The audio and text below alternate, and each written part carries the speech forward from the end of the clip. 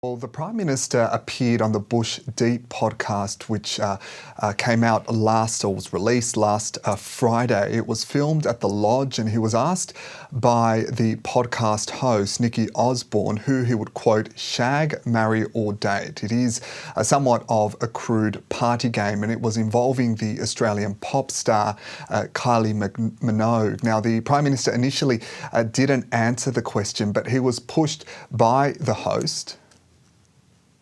Well, we're at rapid fire questions now. Every guest gets asked these. Shag, marry, date. Kylie Minogue, Nicole Kidman or Rhonda Birchmore? I've just got married. I'm only 6 months in. But if it goes tits up, let's just pretend. Oh, Kylie, clearly. You'd marry Kylie and shag her and date her? All of the above. All right, it's a triple. She's terrific. All right, that's fair.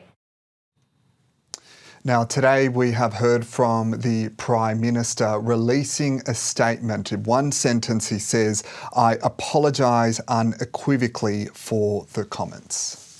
What's been the reaction to these comments, Pablo?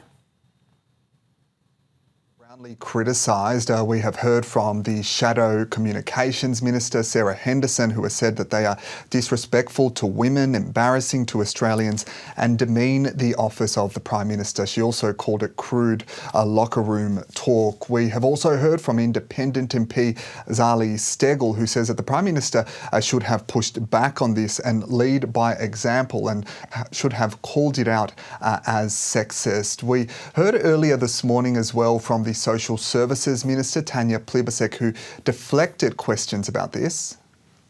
I'm not going to comment on a podcast I haven't heard. I've heard, a few seconds of an excerpt that you just played a second ago. If what the Prime Minister is saying is that he's a fan of Kylie Minogue, I guess that puts him in a group with millions of other Australians, including me. I'm a big fan of Kylie's as well.